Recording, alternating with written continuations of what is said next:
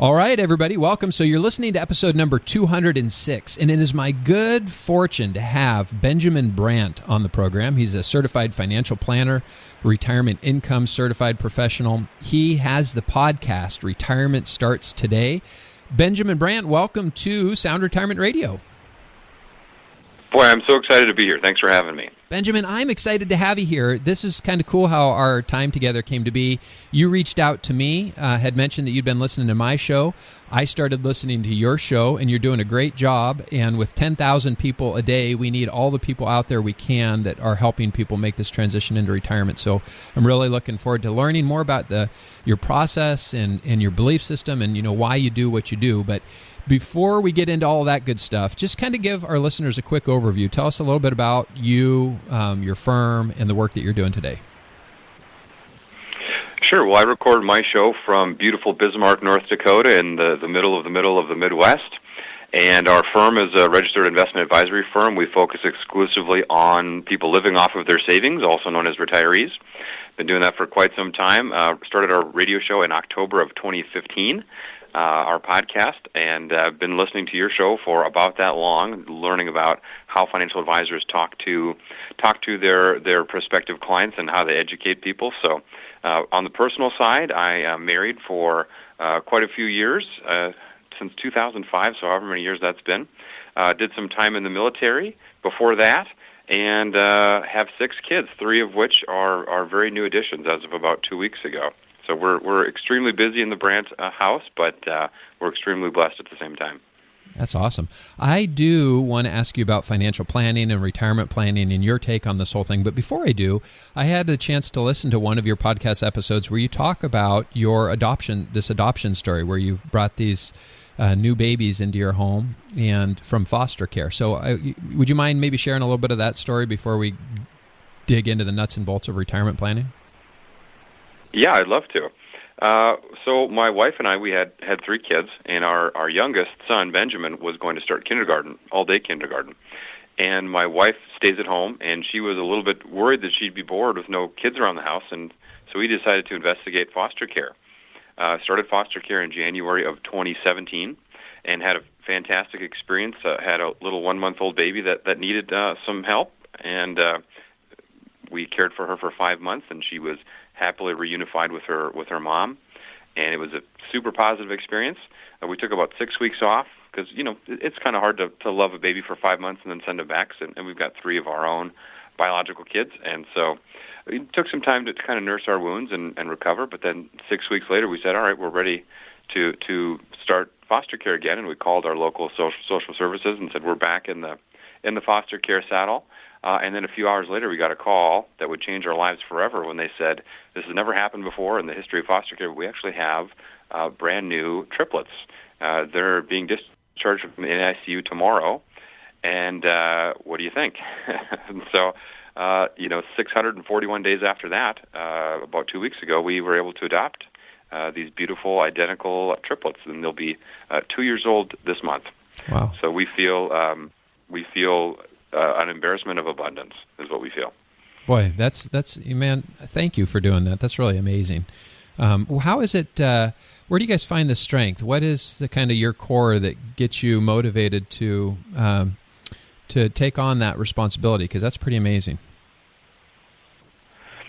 Well, we just felt like, my wife and I were both raised by single parents and without really any financial means at all. And we are just in and of that, we feel like we have this abundance, and we really put our heads together and said, how can we share this to benefit our school and our community, and just foster care just kind of came right into our laps. I mean, I definitely think it was a direct intervention. So, and then, I mean, if I'm being totally honest, these 3 girls were born 3 months early. They had colic for 14 weeks. They were 4 pounds when they came to us. So it was extremely difficult. In fact, we gave up several times. Usually on the weekends, we'd say, we're just not made of the tough stuff to do this. And when Monday morning comes around, we're going to have to call social services and have them, split up. We just can't handle this.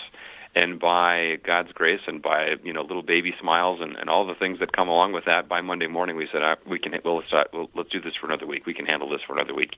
And I think we gave up like that 5, 6, 7 times. But then by every Monday morning we were fine again and ready to tackle another week. And then eventually they were out of colic, and eventually they were out of bottles and eating every other hour. And my wife slept on the couch for the whole year because they overtook our bedroom, and I slept in with my kindergartner. But just through God's grace, we got through, and here we are. Now they're going to be part of our forever family, and we couldn't be happier about it. But yeah, we've got a couple bumps and bruises and scars to show for it, but I think we're better for it. Wow. Like I say, I was really inspired by that story, and I appreciate you sharing it, because there is, I know, such an incredible need for foster parents in, I think, just about every community, but that's really pretty amazing. I want to switch gears, and I want to talk about retirement planning. So you are in a similar position as I am, in that we get to walk life with real people that are making this transition into retirement. If there was one thing that you could boil retirement down to, what would you say is the most important thing people need to be focusing on as they're getting ready to make this journey into retirement? The number one thing, if I could just wave a magic wand and impress upon everybody, is the retirement headspace. If your finances are 100% in order and prepared for retirement, but your headspace isn't, you're going to do worse than the person that's not quite there financially but has the proper headspace.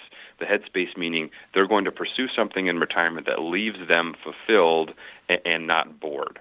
So the retirement headspace is, in my opinion, much more important than what's in your Fidelity account or your Vanguard account. You so graciously invited me to be a guest on your show, and as we were talking, you talked about this idea of almost practicing retirement. Talk to our listeners a little bit about that.